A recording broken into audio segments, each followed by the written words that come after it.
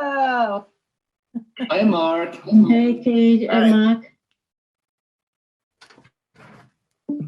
Nice to see you again. It's nice to hear you because I can't see you. So Yeah. so I don't know who I'm talking to. I don't know who's there. A lot of people are here. Oh, good. Moment, ich schalte mich mal hier raus. Ihr könnt mich noch hören, gell? Ja. Now I see So. sort of. Okay. I sort of see. So now, It's okay. Karl. Do you remember, Mark? Hi. Yeah. Some of the faces are clear and some of the faces are blurry. There's a pin. Okay. There's. Look, Mark.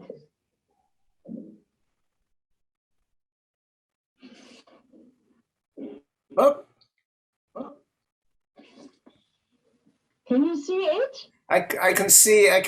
Yes, it's a. I can see this pin. Yeah. Yeah, KLI pin. Level 1 and 2, I was to kid this year. And last year, I was totalitarian, begin from 0. Do you Right. remember? Yeah. Yeah. Yeah. Yes. So,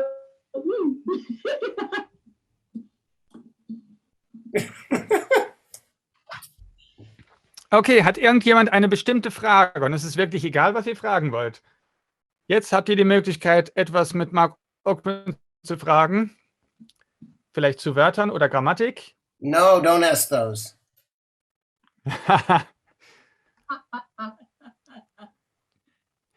Yeah, I think that Heidi has a question. yeah, I have. Leven, ik moet het in Nederlands zeggen, want ik kan niet zo goed Engels, sorry. Ja, ik zal vertalen. Want ik heb aan jou een woord gestuurd en uitgelegd. En dat wil ik aan Mark vragen of ik wil dat woord aan hem geven. Yeah. Okay, so I just say like in the discussion this morning, Heidi has told us that she had a long time ago, she had invented a word. In this word, it somehow sounds like Klingon and she wanted to give it to you. Maybe you can use it for something, whatever you think it could be. Okay. I'm not sure what the word was. Was it mal or what? Was it? Heidi? Ja, precies. En dat wil ik aan Mark geven. Hij kan daar mee beginnen. She wanted to offer you this word. I'm going to send it to you so you have it for your okay. notes. All right. That's it's better. mal. It's a gift to you. Yes. I want to give you this word. And what does Okay. it mean, or you don't know what it means?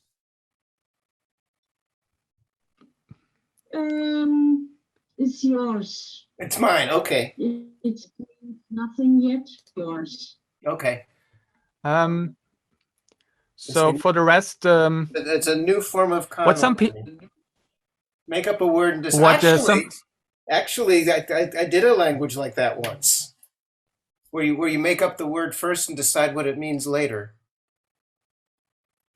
I did that. There was going to be a TV show in America, and the TV show the star of the show was Christopher Lloyd, who's Commander Krug. And he played a dictator from some island somewhere in the Pacific Ocean originally, although they moved it to the Caribbean. And they wanted me to make up a language from this place, from this island. So I said, okay. I said, what do you want these people to be saying? And they said, we don't know yet. Just make up a bunch of words and give us the words. And as we write the scripts, when we need a word for pineapple or a need for shoe, then we'll pick one of your words. But the TV show never happened, so none of that ever happened. That was a very strange way to make up a language.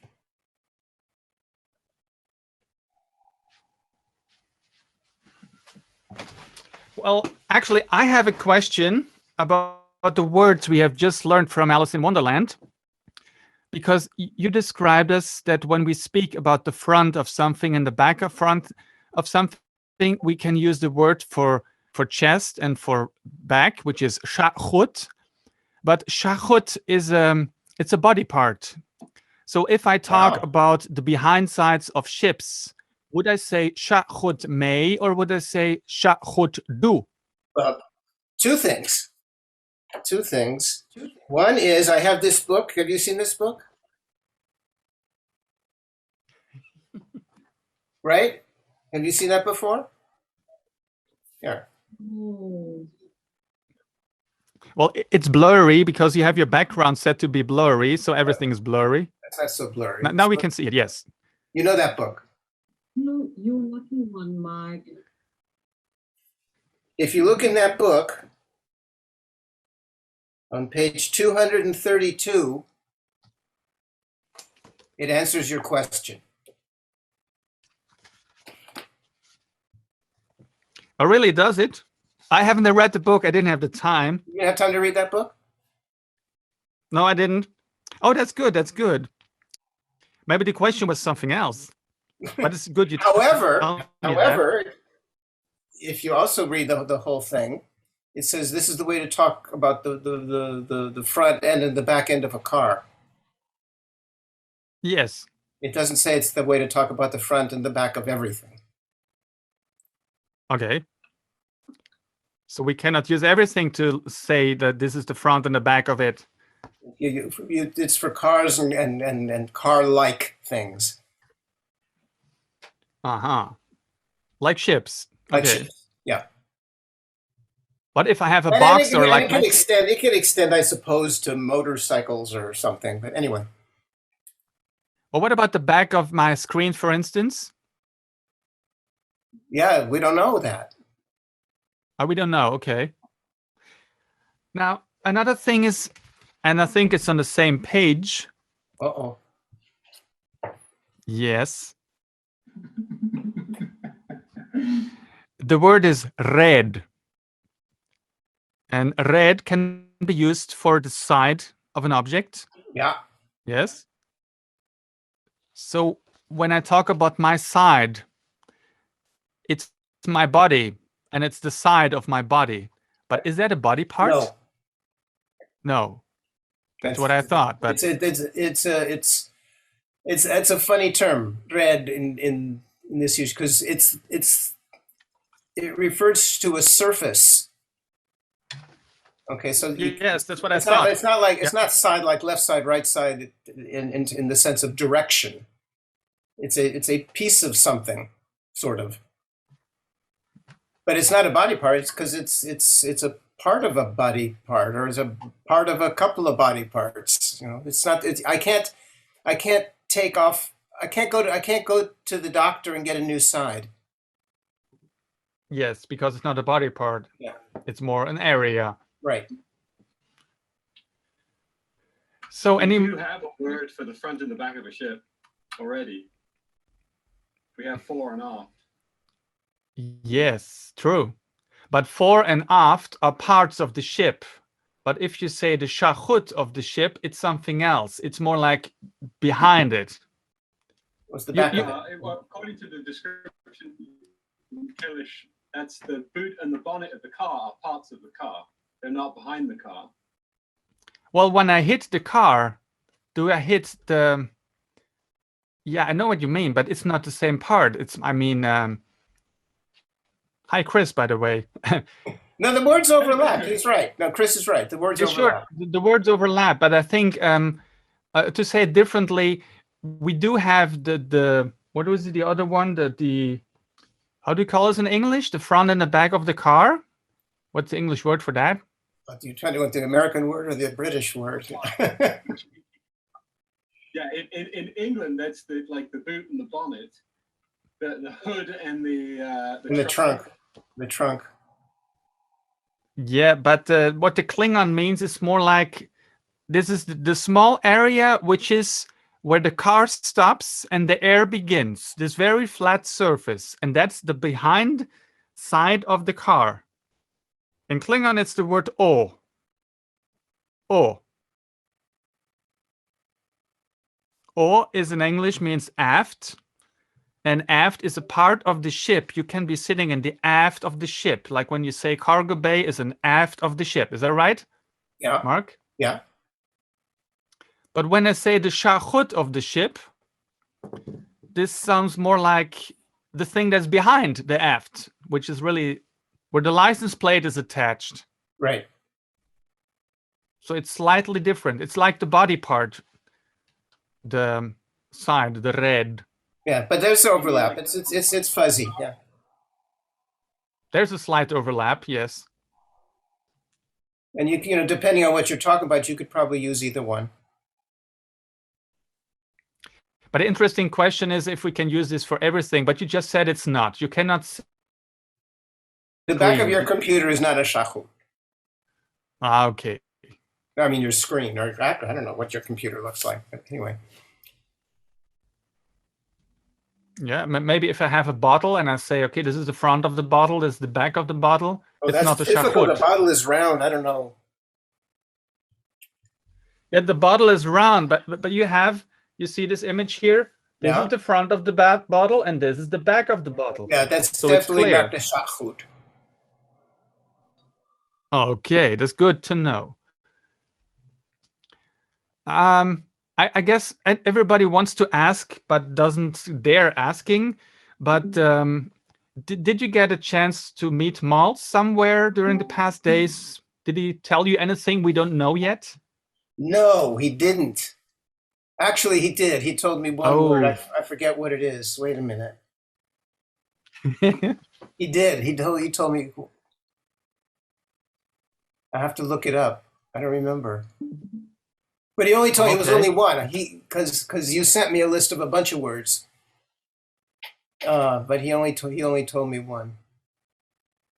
And then he told me And one you you don't didn't know. ask. Then he told me one you didn't ask for, but I have to look them up.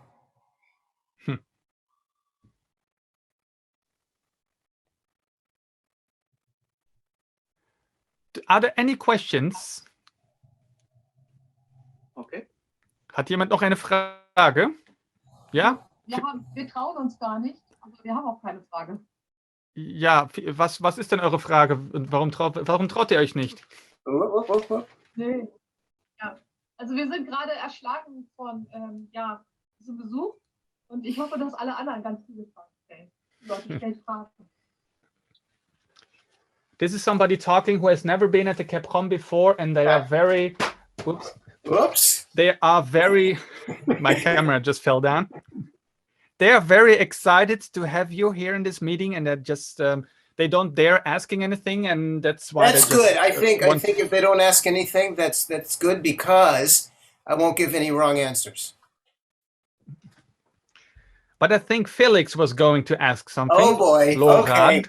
Okay.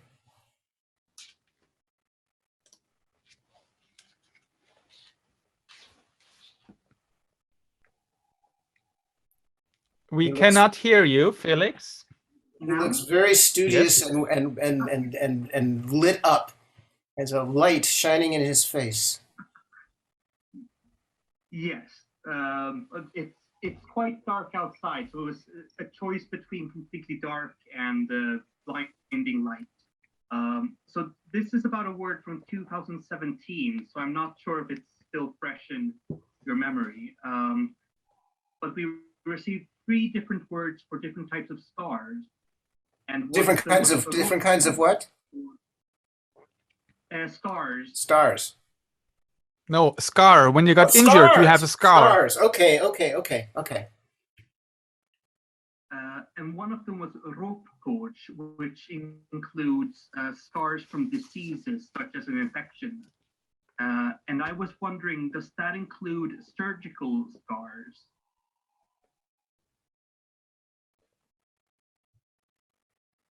Probably, yeah. What were the other words? The other words was a scar that's by battle? Yeah, and then one general scar. I think Shandi was that battle scar, and then Milwa or something was general scar, I believe. Well, then I think if you have a word from a wound, that's it depends on how you connect the noun to the fact how it happened. But a wound usually happens by accident, right? Right. So if you got surgery, Actually, it's not an accident. Well, there was three of them. One was a wound from a wound. One was from combat, right? Yeah. And one was from a disease or infection or something like that. So yeah. So now that I'm thinking about it, from surgery is sort of an intentional wound, right? Yeah, you sort of want the scar. I mean, it's not necessarily something you want, but it's sort of necessary. It's a different process than. Yeah. So that's not the disease one. That would be me voir. Great. So it's the mivoir, which is made from a wound, even if it's an intentional wound. Even if it's an intentional wound, yeah. Excellent, thank you. Okay. Don't get one.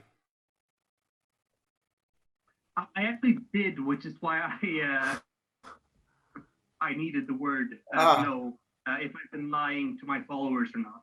But I've been qualifying my statement. I'm not sure if this code.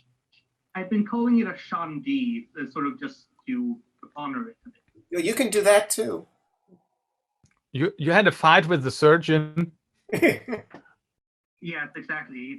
They tried to steal my glands, and I was like, no, I want these. All right. Is there anybody else who has a question? I see. Yeah. I have one. Oh, there's Andre. Andre. Oh, well, there he is. Okay. Yeah. Hey. Nice to see you again. You too. Yeah. So we are lucky because I don't have a grammar question. I have a simple, very simple vocabulary question. And that is, I would like to be able to express the notion that something happens automatically. Like, for example, a computer selects a person automatically, or maybe the doors in the supermarket open automatically. Right. You will be automatically signed in. Yeah, something like that. An adverb, or maybe a circumlocution, a verb. And this is in the wish list. It is. I remember that word. I saw that and I said, "Oh, that's a good one. That would be a handy word to have." It was. Yeah. Yeah. I know how the doors on the Enterprise open automatically. Maybe we can factor that in, because I've seen the men open the doors automatically. They stand there and pull ropes.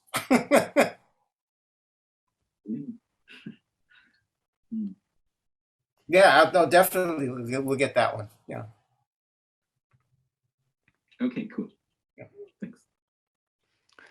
Nur eine allgemeine Ansage, ihr müsst ja den Marc nicht nur fragen, wenn es um Vokabeln oder Grammatik geht, sondern ihr könnt ja auch was recht Allgemeines fragen, also was auch immer ihr schon mal überlegt hattet, was ihr vielleicht noch nicht wisst oder noch nicht gelesen habt. Vielleicht seine Schuhgröße oder... Darf es auch privat fragen vielleicht? Was bitte? Auf Klingonisch? Nein, einfach so allgemein privat fragen. Ist das erlaubt? Ja, ich denke schon. Mark, would you accept private questions? Depends how private. Ja, schieß mal los. Du kannst gerne mal fragen. If Mark does not want to respond, he just doesn't give an answer. Or my internet suddenly goes out.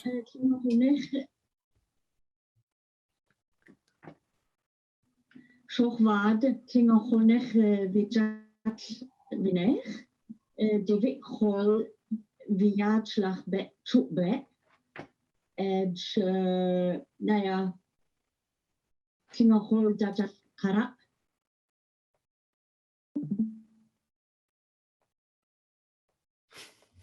Oh, do I?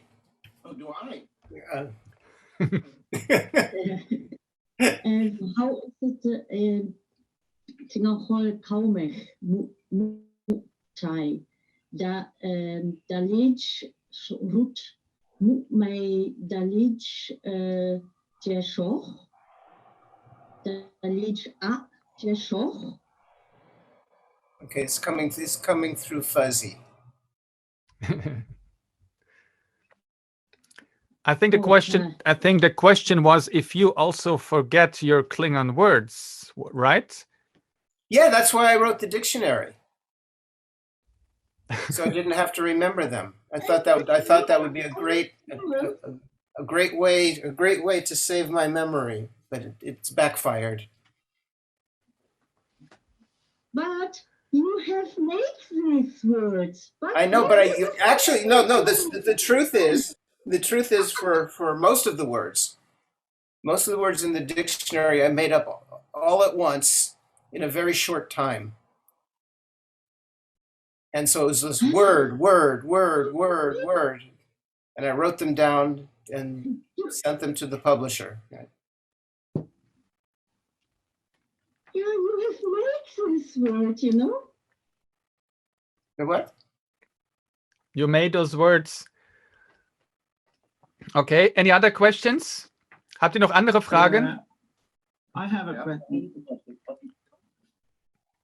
So in last qepHom, we got the word Miller call, which means. Oh, you want to know what call means, huh? Yes, and at least is it a verb or a noun? Do we say Miller may call or Miller call may? If I remember correctly, I'll have to double check. If I remember correctly, it's a noun. Okay. And do we know what it means? That's a harder question. When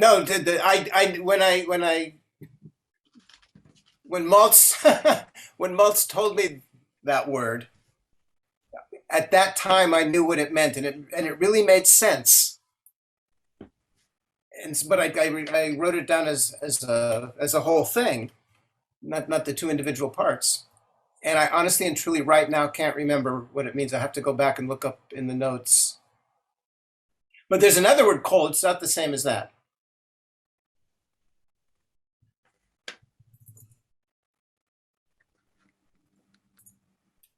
Okay, Phyllis, wolltest du gerade was sagen? There's a verb. Well, it's related actually. There's a verb, coal, that means pronounce. It's related to that, but it's a noun. Oh, we've just been upgraded. Yeah, but we don't know how long it will take. Also nur zur Info, wir machen das gerade über Zoom und das ist die Gratis-Version von Zoom und es könnte sein, dass der Marc in 5 Minuten aus dem System geworfen wird. Dann fangen wir einfach nochmal von vorne an und starten einfach nochmal eine gratis 40 Minuten. Ne? Aber so lange machen wir jetzt erstmal weiter. Ich habe noch eine Frage. Ja, bitte. 36 Jahren entwickelt oder anzuwickeln. Hätte er den heutigen Tag damals stellen können? Wie ist der? Er ist ja quasi ein König, ein Gott für Menschen, die halt Star Trek lieben. Ich habe den Anfang nicht ganz verstanden. Was war die Frage nochmal? Und zwar, er hat das ja vor 36 Jahren entwickelt, die Sprache. Hätte er sich den heutigen Tag damals vorstellen können, dass er mal so berühmt wird? So the question is that when you developed this language in 1984, 1983, did you imagine that this would develop in the way it did, like where you are now, sitting here at the qepHom? No. I never imagined that. What I thought when I first did it, because I first did it for the movie Star Trek 3, right? And I made up lines for the movie, including many lines that are not in the movie, because when you make a movie, they keep taking things out. So I made up a lot more than what was in the movie, but there wasn't very much. And if it wasn't in the script, I didn't make it up. And that I thought initially that was the end of it, right? But then the crew the movie making crew, the camera people and the sound people and the props people and everything, while we were making the movie, they were very interested in the language. They wanted to talk about it all the time. I don't know if the actors were so interested, but the crew was interested. So I thought, well, maybe I should write a book. Maybe people will be interested in reading about how the language works. So I proposed that to Paramount, and a bunch of stuff happened, and they said, okay. So I wrote the book, the Klingon Dictionary, and added a bunch of words to it, because if I only included the words that I made up for the movie, it would have been a really skinny book. It wasn't, because there weren't that many words. So I made up a lot of new words, and I fleshed out the grammar, because when I initially made up the grammar for the film, I didn't make up anything that wasn't needed for the film, which is not to say I didn't know how it was going to work. I've talked in the past about how initially I approached the language the way someone who builds a set for a play or for a movie builds the set. You know, it's an artificial room, an artificial spaceship, or whatever. And if it's a room, say, and in the room there's a window, but in the play or in the movie, nobody ever opens the window. That window doesn't open on the movie set, because there's no reason to put in all the hardware to make the window open. And it was the same thing with the language. But that doesn't mean that the set builder doesn't know how windows work, right? He just didn't bother to add the extra stuff. And it was the same thing with the language initially. So for example, when I made up the pronouns, I made up the pronouns that I needed for Star Trek 3. But I didn't make up any of the others, which is not to say I didn't think there are other pronouns. And I knew basically what the system was. It just didn't make up the words because there was no need. When I wrote the book, I added in all those words and filled in the pieces and stuff. Not 100%, as you know, because there's still lots of questions. But, I fleshed it out. So I wrote this book, and I thought, or I hoped, people would buy it, because when you write a book, you want people to buy it. And I thought people would buy it, and they'd open it up, and they'd look at it, and they'd say, oh, look, here's the Klingon word for house, or here's the Klingon word for nose, or whatever. Ha, ha, ha. And then they'd put it on their table and pick it up every once in a while. I thought that's what was going to happen. And I was right that people bought the book. I was wrong about everything else, because people didn't just glance at it. They studied it very, very carefully. They read it over again. They took notes. Somebody in Sweden, who may or may not be in this Zoom, I don't know, compiled a list of all of the typographical errors in the book. Put them out on the internet. And so on, and a language-speaking community developed, which I did not anticipate at all, and I did not know was happening. Okay, because the book originally came out in 1984 or 85. I think it was January of 1985, which is before you were all born. And it came out Not again. all of them. It came out, a revised version came out in 1992, and it was after 1992, after the revised one came out. A little while after that, I got a call or an email or something from someone who I didn't know, named Lawrence Schoen. And he said that he was the head of something called the Klingon Language Institute. And I said, what in the world is that? And he told me there was a group of people who were studying the language and talked to each other and had a journal and all these things. I had no idea this was going on. It was a total surprise to me that this was happening. In retrospect, I should have anticipated it at least a little bit.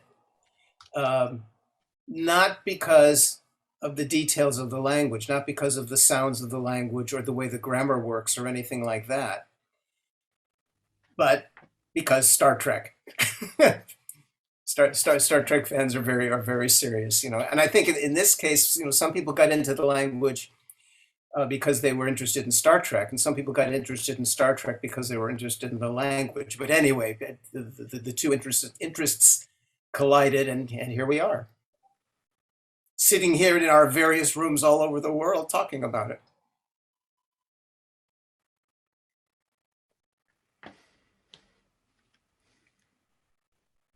Hello.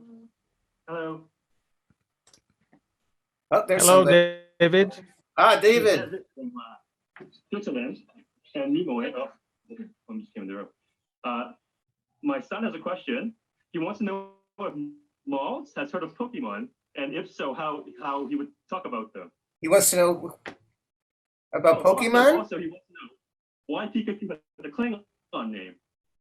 You're fading in and out. I can't. I'm hearing. He is talking about Pokemon. Do you know that? Pokemon. Monsters. There probably is a Klingon Pokemon gizmo. What do you call those little Pokemons? I guess you call them Pokemons. Actually, I'll check with Maltz because Maltz has a lot of spare time. He might be playing Pokemon. Yeah. Okay. Yeah, he wants to know if any other Pokemons have Klingon names. Do they? The current Pokemons or new ones? What? The current Pokemons or new ones that we don't know about yet? I don't know. Maybe they're Klingon Pokemon. I'll check. Maltz will know. Maltz is very with it. He's up on all the trends, as long as the trends happened in the 23rd century.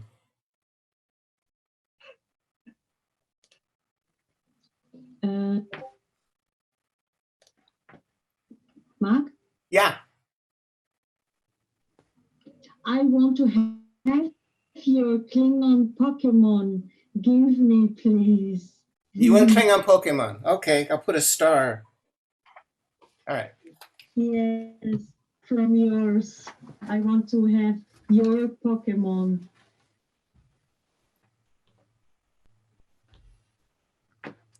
Okay, gibt es noch andere Fragen? Can you hear me? Yeah. Joanna? Yeah, it's not a question, it's just a comment. I cannot hear you. Yeah. The All of a sound is sudden, gone. The audio went away. Okay, can you hear me now? Yeah. Can you hear me now? Yes. Yeah. Can you hear me now? Yeah. Okay, now you can hear me now, right? Yes. Oh? Yes. Okay, so the Pikachu, the last syllable in the word Pikachu is chu, and in Klingon it's to engage, activate, and when Pikachu says Pikachu, all the electricity comes from his cheeks. So I don't know. I always thought this Pikachu as a kind of a Klingon cling to the name as it is, as an original Pikachu, because it's chu. I don't know. Chu, that's a funny comment. So yeah. And Mark, it's nice to see you again. You too. You too.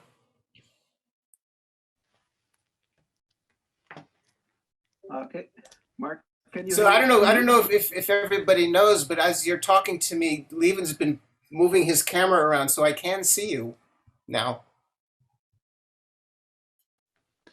So who is next? Somebody had a question. Yeah. Can you hear me? Yeah. Yes. Who is it speaking? It's Stefan. Okay. Yeah. Mark, nice to meet you again. Unfortunately, you cannot see me because I'm lacking a camera, but I have a question about the word that came out last year, which is a musical instrument called the bukach. Called which? Trombone. Oh, the trombone. Yeah. It's a trombone called bukach. Yeah. We've heard a lot of stories about puns in Klingon language today. So I asked myself if this word might be might have a humoristic or funny background. Can you say something about it? None of the Klingon words have a humorous or funny background. They're all just good Klingon words. Right? Okay. Yep, thank you. And you should never It's believe all what just a you have to say. coincidence. It's all just a coincidence. Yeah. Actually, I think that one is the origins of that is well known. Maybe not. Yeah, it is. Yeah, Bokwit knows. Does Bokwe know it? Yeah.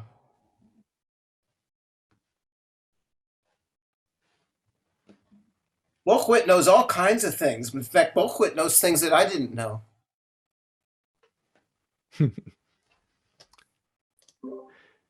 So, gibt es noch Fragen, Vorschläge, Wünsche, Ideen? Ja, André. André.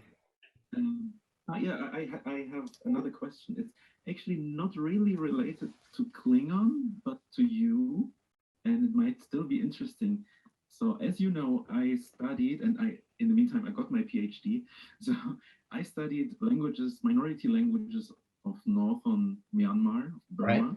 and while I was looking through articles on Sino-Tibetan languages, Proto-Lolo-Burmese, I suddenly found an article called Okrand, 1974, Nashi and Proto-Lolo-Burmese. Yeah. And I saw, wow, you haven't only worked on Mutsun, that language from California, and these wax cylinders that you once told us about in Leipzig, but also on languages of Burma. Maybe you can tell us a little bit, Omi, about that, how that happened, what did you do? No, when I was in graduate school, I focused on two parts of the world in terms of languages. Focused on two parts of the world. One was Western United States, Western North America, primarily California, primarily around San Francisco, not exclusively, but mostly, and also Chinese and Southeast Asian languages.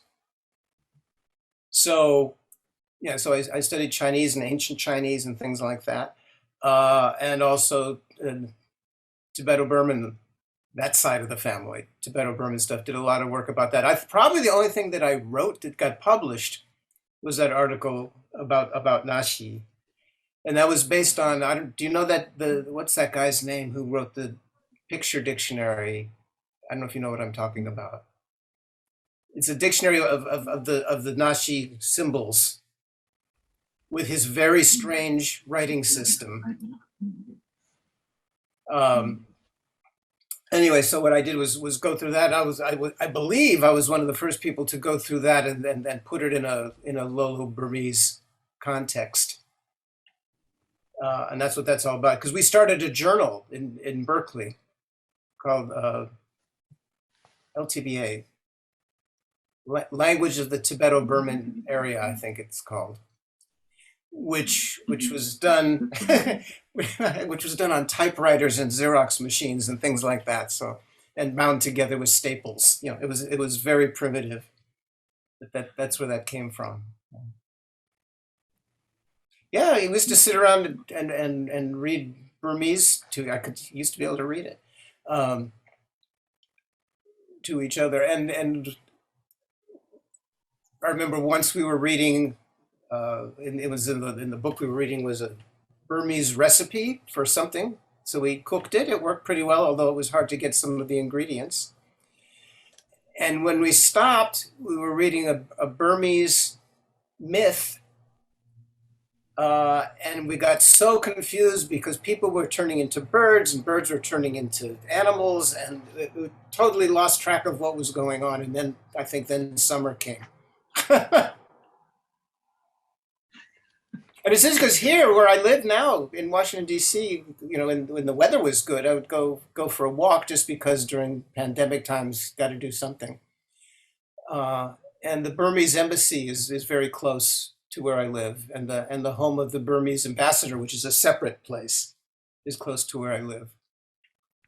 No, that's not Burma. They call it Myanmar. But anyway, it's always been called that, which is, anyway, you know that. So. Yeah, that's right. Yeah. Cool. And it's not Mar, it's Ma, because all that British, it's all British pronunciation of all those words. Myanmar.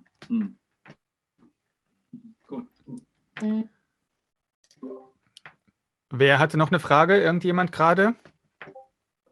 Ja, ich. Ja, Heidi? Mark, Deutschland hold that klar. No. Can you speak German? No. Ah, why? Oh, schade. Although when I come to the Saarbrücken qepHom, if I'm there a few days, it suddenly starts to form. I was in Germany. I was in Germany in 1972. And the only reason I remember the year is because the Olympics, that was the year of the Olympics in Munich. And because of the Olympics in particular, I was watching a lot of, I was in Cologne. I was there for about a month. I was watching a lot of television because I was watching the Olympics. And so German was starting to form until I made a mistake. And the mistake was for a weekend or for 4 days or something, in the middle of all this, I went to England. And all of the Germans stayed in Germany and was replaced by English. When I came back again, I had to start over. But anyway. If you want, I come to California to you and I teach you German. Oh, okay.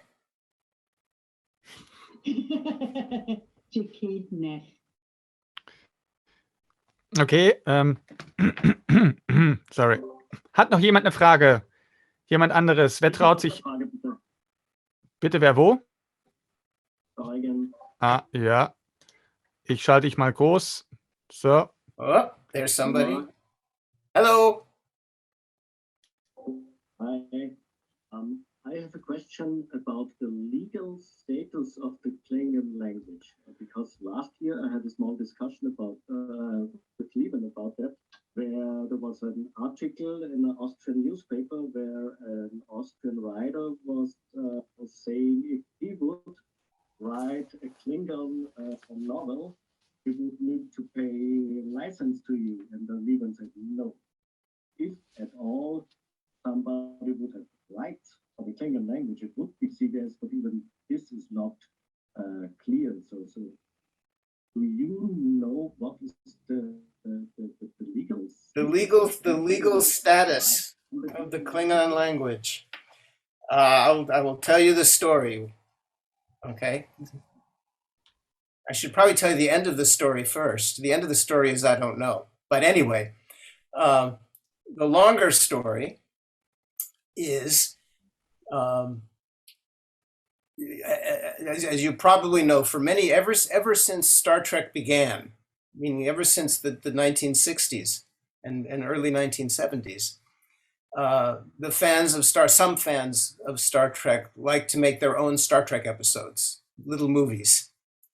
So in the old days, it was probably done on 8mm film or something like that, and then later on video cassettes and so on. And now it's, video files. And some of those movies are terrible, but some of them are really, really good. Good sets, good costumes, good acting, good special effects, all these things. And and this has been going on for years, and it's been fine. A few years ago, one of the groups making these movies wanted to make a movie called Axanar, or Return to Axanar. Anyway, Axanar.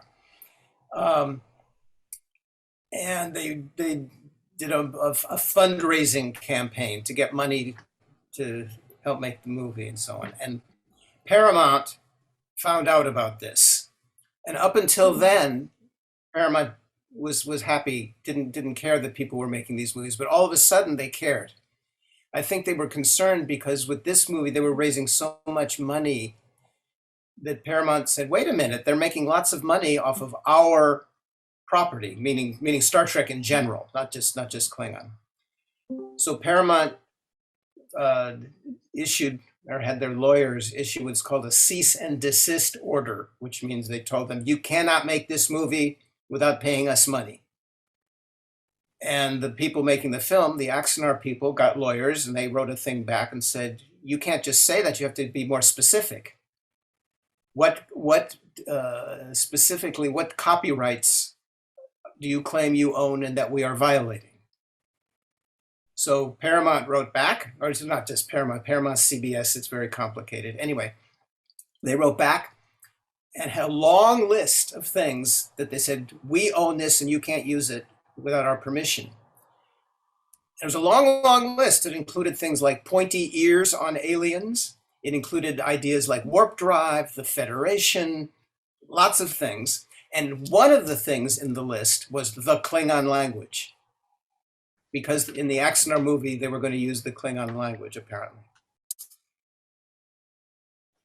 So somehow or other, the press, in reporting on this, thought that the issues involved with the Klingon language were the most interesting part. And so there was lots of articles about whether you can copyright a language. Specifically, can you copyright, whether or not you can copyright the Klingon language.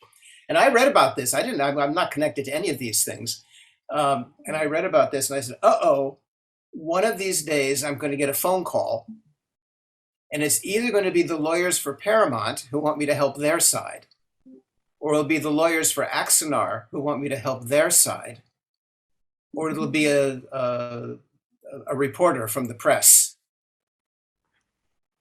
And I was wrong. The phone didn't ring, and the phone didn't ring. Nobody called. And finally somebody called, and the first call I got asking what my thoughts were about this were from a reporter from Finland. So the people in Finland were very interested in whether or not you can copyright the Klingon language, which I thought was cool. Anyway, Paramount said it's our copyright. Axanar said no, it's ours. So Paramount, or rather Axanar, cited legal precedent. In other words, they looked at old court cases to see if there was anything to support their view that you cannot copyright a made-up language. And they found a case from the US Supreme Court from the 1860s that said you can copyright a work, you can copyright a book that you write, but you can't copyright what the book is about, so to speak. And what it was based on was, it's all very esoteric. It was based on accounting, right? Somebody in the 1860s developed a way to keep track of expenses and things like that and wrote a book about how to do it. And then somebody else wrote another book explaining the same system. And the first author sued the second author. And the Supreme Court said, no, there's no copyright violation because you cannot copyright the system being described. It's a system, okay? So for example, if you have a dictionary of a language, a dictionary of German, you can copyright the dictionary, but that doesn't mean you've copyrighted all of the words in the dictionary. You've copyrighted the collection. So that's what Axanar said. So Paramount wrote back and said, we understand what you're saying, but in order for it to be a system, and you're claiming Klingon language is a system, in order for it to be a system, the system has to be used. And the people who would use this language are Klingons. And according to Paramount, there's no such thing as a Klingon. Therefore, you can't claim that it's a system used by Klingons since there's no such thing as Klingons. At this point, there's another organization called the Language Creation Society. Some of you probably know about that. And they wrote into the case and said, we're siding with the Axanar people. We don't think you should be able to copyright a language. And when they wrote their what's called a brief, their legal submission, it was written in English because it was to a court in California. But all of the headings of the chapters or sections or whatever they're called, all the headings were in Klingon, proving that you can use the system, right? And Paramount is wrong. And some of the Klingons that they wrote was actually very good, and some of it was pretty horrible. But anyway, they were using Klingon. Anyway, Paramount wrote back, and it's all went back and forth for a while. Eventually, the judge had to decide what to do. And the judge had to make two decisions at the same time. One was, do we proceed with this case or do we forget it? Now, we have to remember that the case was not just about Klingon. It was about Klingon and Vulcans and starships and everything about Star Trek. Klingon was just one little tiny part of it. So the judge had to decide whether to proceed with the case or is this a waste of time? And the judge also has to decide whether or not to pay attention to what the Language Creation Society submitted about their argument. And so the judge made two decisions. One was, yes, we should proceed with this legal discussion and decide whether or not there's copyright violation in general. And two, I do not accept the submission of the Language Creation Society. And the reason for that was not because they're right or they're wrong. It's because all I have to decide is, do we proceed? And I can make that decision regardless of the status of Klingon. So I'm not even going to look at that. Okay, so the case went along, and then they settled it without ever going to a trial or a jury or anything like that. The settlement was very bizarre, but it has nothing to do with what we're talking about. But the point is, they never got to the issue, never decided the issue of, can you copyright a language? Can you copyright Klingon? So the answer to your question is, we don't know. Okay. My feeling is you cannot copyright it. You can, my dictionary is copyrighted, not by me. It's copyrighted by Paramount, but the individual words and stuff like that are not copyrightable, I don't believe.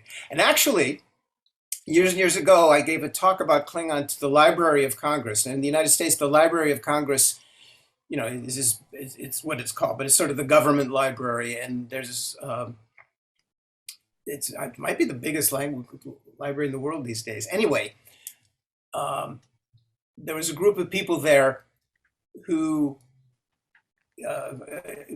they call themselves the science fiction interest group. It's employees of the Library of Congress who would get together every month or every 2 months or something at lunchtime and discuss a science fiction book or have someone give a talk or something like that. And they invited me to talk about Klingon one day. So I went in to talk to them, and the people in charge of this little organization happened to be lawyers who work for the Library of Congress. And what lawyers who work for the Library of Congress deal with most of the time is copyright. That's because in the United States, the Copyright Office is part of the Library of Congress. So I asked them, I'm sitting here with the people who are in charge of copyrights for the United States. It's not for the whole world, but for the United States. And I asked them, can you copyright a made-up language? Can Klingon be copyrighted? Copyrighted? Whatever you say. And the lawyers in charge of copyright for the whole country said, we don't know. So it's all unsettled. It's all unsettled. That was a very long answer to your question. Yeah, but it was very interesting. Thank you very much. If I can make a remark, because I followed this case pretty closely myself, there is another precedent involved, and that is that for computer language, computer programming languages, there was a case in the mid-90s where, yes, you can copyright a computer programming language. Correct. Yeah.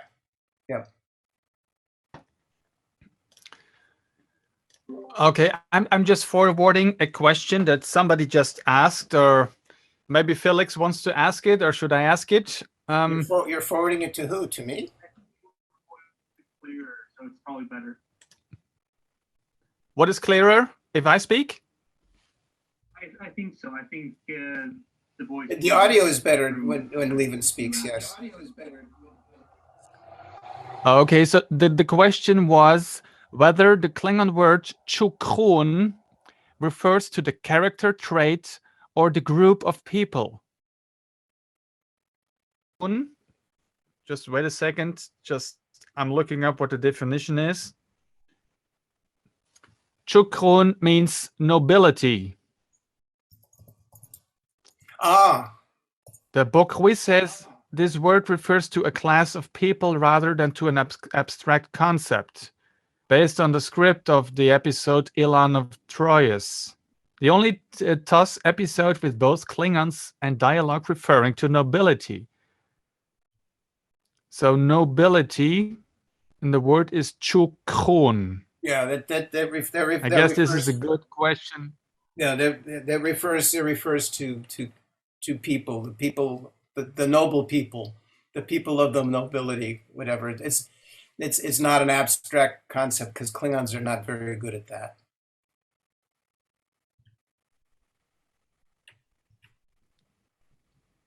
So you cannot see I like the nobility of my father.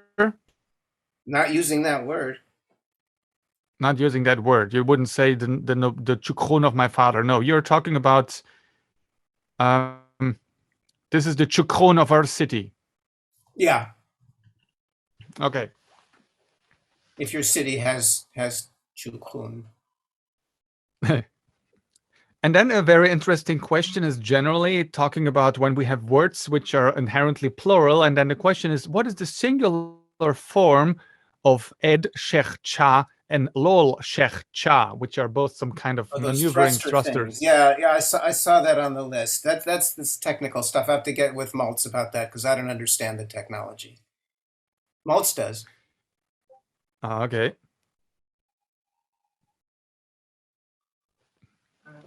A follow-up question on the qepHom. If you want to refer to a single noble, like a nobleman or a noblewoman, would you add some qualifier after it, like qepHom lord or qepHom be? Yeah. Or would that be something else? Yeah, a nobility person, nobility man. Yeah.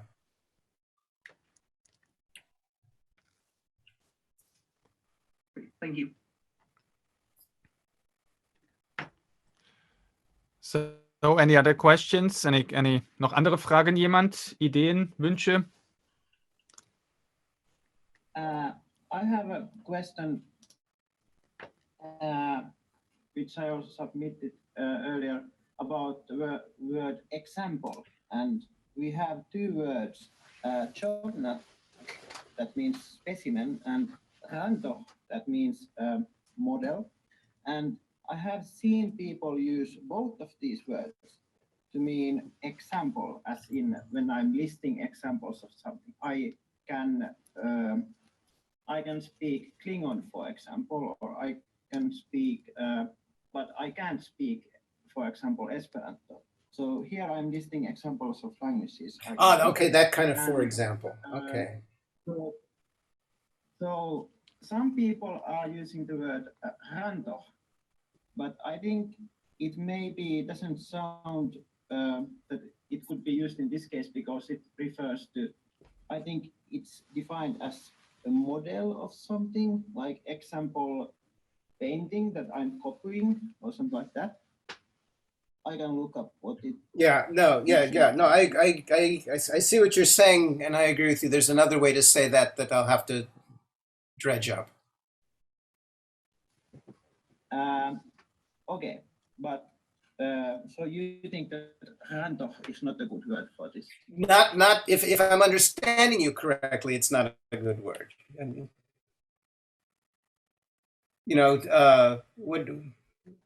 what do you want to have for dinner? Well, I want to have vegetables. What do you mean by vegetables? Well, I mean lettuce and broccoli and peas, for example. That's what you mean, right? Just about some words, something whether there is a general term for spices and for herbs. I mean, I could use some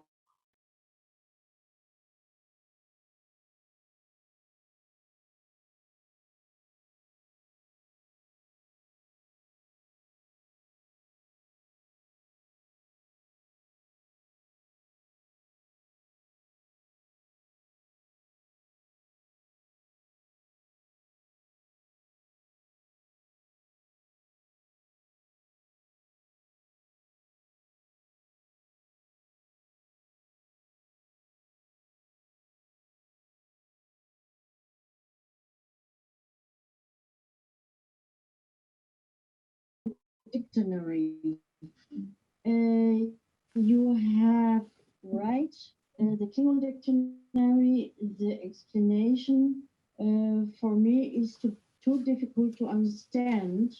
Yeah, because my IQ is very low and it's very difficult to understand the grammar what you have written in the book.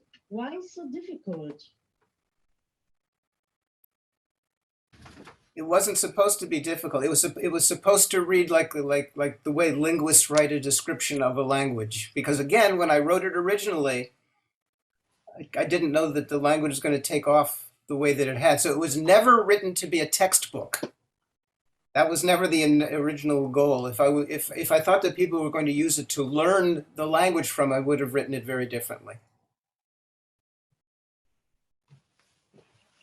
Hast du das verstanden? For me, it is very difficult to understand. I must very often ask to Andre and Peter, right? Andre and Peter?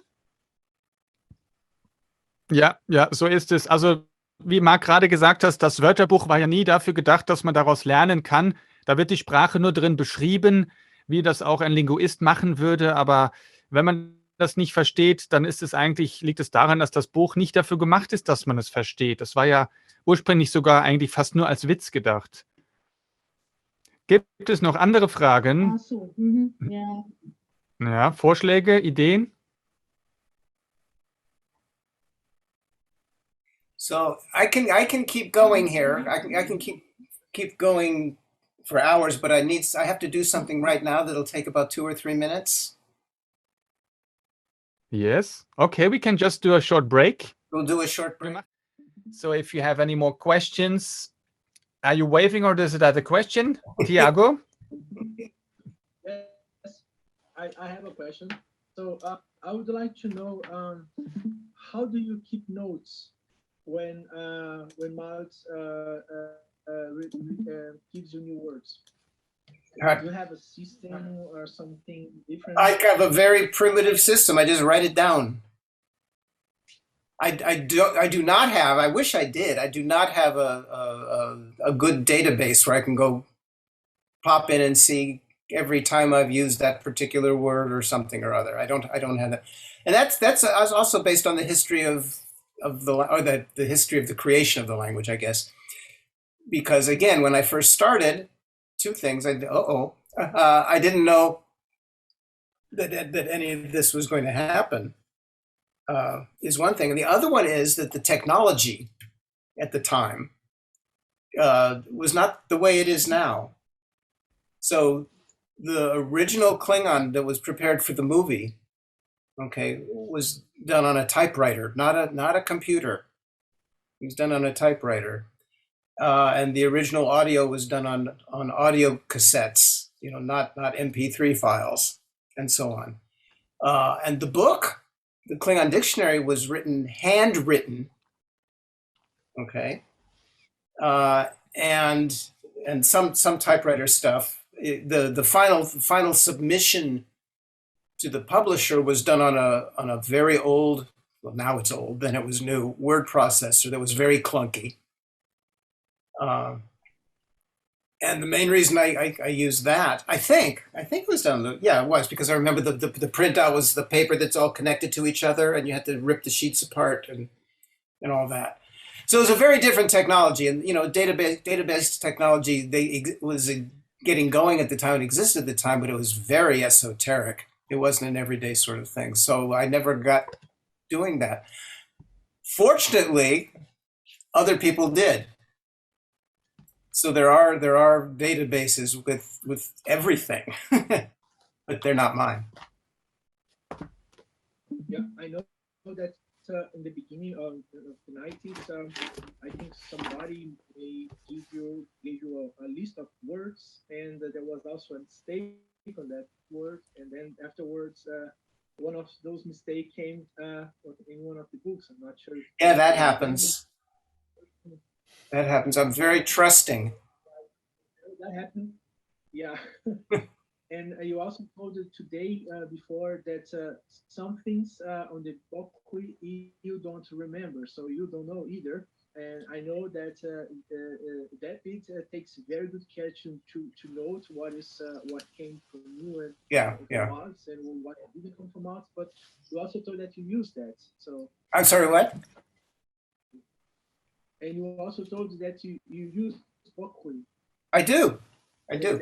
You also use it. Yeah. Thank you. Okay, who else? Wer war da noch gerade eben? Felix, did you have a question or what? No? Yes. I actually have a question about a word from 2017 where you gave us 3 different nuances of similar word. And that the word for predict. For what? Mention the word predict. Making a prediction. Oh, predict. Okay. Yeah. And one of the words is hoot, which is, the definition is something like it's a type of prediction that's fraudulent or suspected to be fraudulent. So I was wondering, is that just Malta's opinion, or is the word inherently casting doubt on something?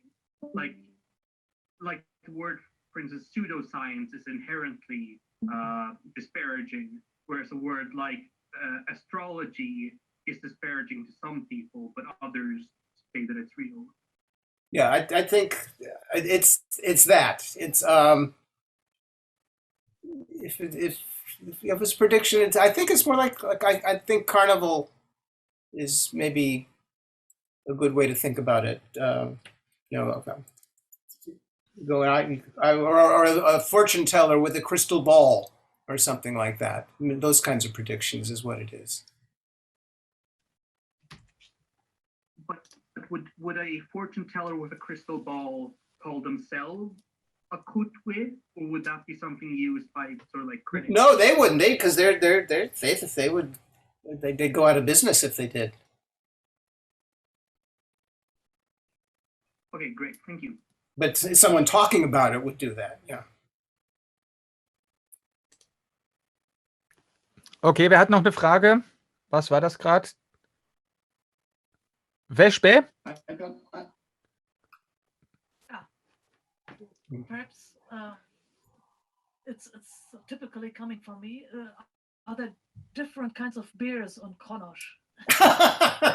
One word for water.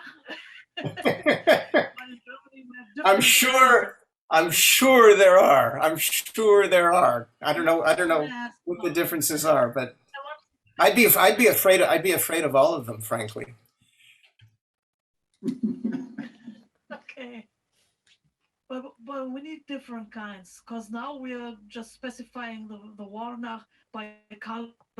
So Warnach Wolf for the helles and Warnach Hor for the dunkles beer. Yeah. You know, we have to use different kinds and different names on them. Yeah, then what it would be, what they would be, I don't know what they are. I don't know what they are, but whatever they are words that we don't know and don't understand. And what I'm thinking of is I remember years ago going to Belgium. I can't remember if it was for the qepHom in Belgium or later. It doesn't matter. But I remember we went to a restaurant or to a bar to get beer, and they had a menu of all the different kinds of beers. and it was not just the names of the company, but the different types. None of that made any sense to me. I had no idea what they were talking about because they were all names used for different kinds of Belgian beers. And there's special words to describe the different kinds of beers. And there were words that now Belgian beers are more popular in this country and probably all over the world than they were at that time. So people are becoming familiar with those words, but they're very specific words for the different kinds of beer. So it would work that way. They wouldn't be descriptive terms. There'd be a special name for each kind. Yeah, what would be on Connaught then? That's what I'm talking about. Beer. What is Klingon beer? I don't know. As I say, it's heavy stuff. It's heavy stuff. I'm sure you need to go. You need to talk with Maltz, and better you take him to a bar, and then you try some beers. What does this resemble? Yeah. Yes. What does it resemble? And then he can tell you. Yeah. We should do this at the next qepHom. I will show you several beers. I can guarantee that whatever beer on Connaught is like, it's not like American beer. Well, surely not. That's why we're gonna have some Belgian beer. Yeah. And what's about Amstel? Amstel is a Dutch beer. I don't know what Amstel is like anyone now, but in America now, Amstel is only light beer. I mean, low calorie stuff. I don't know what it's like. So, wer hatte noch eine Frage? Noch eine andere Frage außer Bier? I see a hand. Ja. Something completely different. Mark, you earlier said you never anticipated someone actually learning Klingon when you invented the language. Right. Now that you know that people do learn Klingon, in retrospect, would you have designed the language differently? Yes. Yeah, certain aspects of the language I would have designed differently. Because, I mean, what I did for the film, I wouldn't have done differently. Because it wouldn't have made any difference, because when part of the process of movie making, things changed around anyhow, so it couldn't help that. But when I wrote the book is what I'm talking about.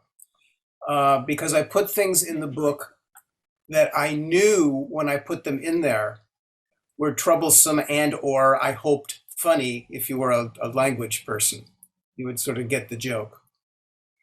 But I knew that it's a silly way to do things. It's not a good way to do things. And that some of that stuff has come back to bite. Could you give an example where you said? Yeah, Lu and Lach being in the same category. So you can't use both Lu and Lach in the same word.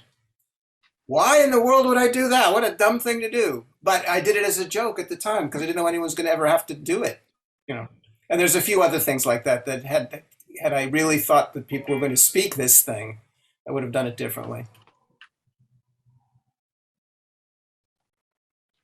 Again, that wasn't the original purpose. Yeah.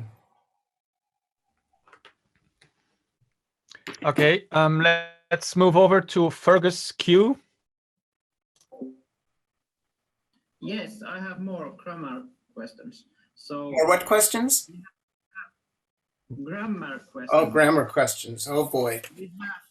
We have the known construct, and we have purpose clauses. Okay, that you broke up. I didn't hear that. We have purpose clauses, like for example, Elme Joe is entering ticket, and we have no known construct for possession. So would Worf's ticket be Worriv Elme Chow or Elme Worriv Chow? So can we like put the purpose clause inside a known?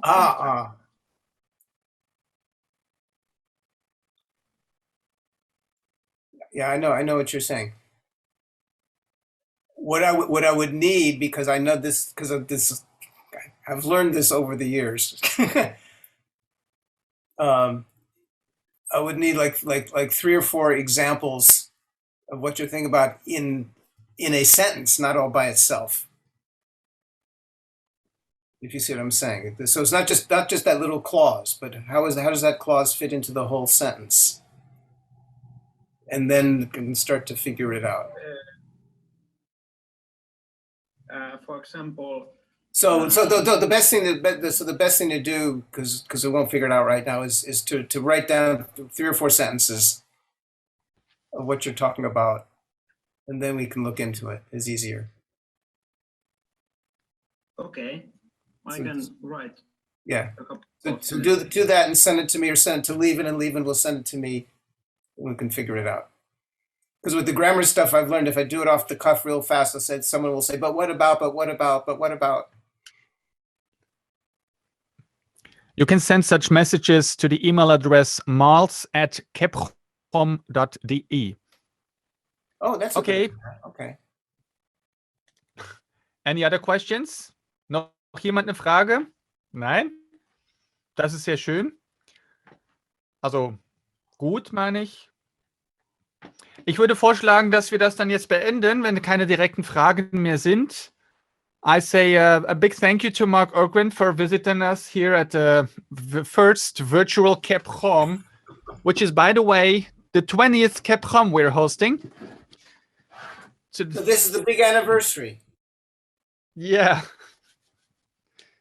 So you see them, Mark? They're all applauding? Yeah. You don't hear them, but you see them? I don't hear them. I can see them. Yeah. Yeah, you see them all. Yeah. So thanks a lot for being here, Mark. Thank you. And I hope to see you soon again, and at last at our next qepHom, the 20th anniversary, which is planned for next year in November. And hope until then that we have won the battle against the viruses. And yeah, thanks a lot. Okay. And goodbye. Goodbye. Bye, everybody.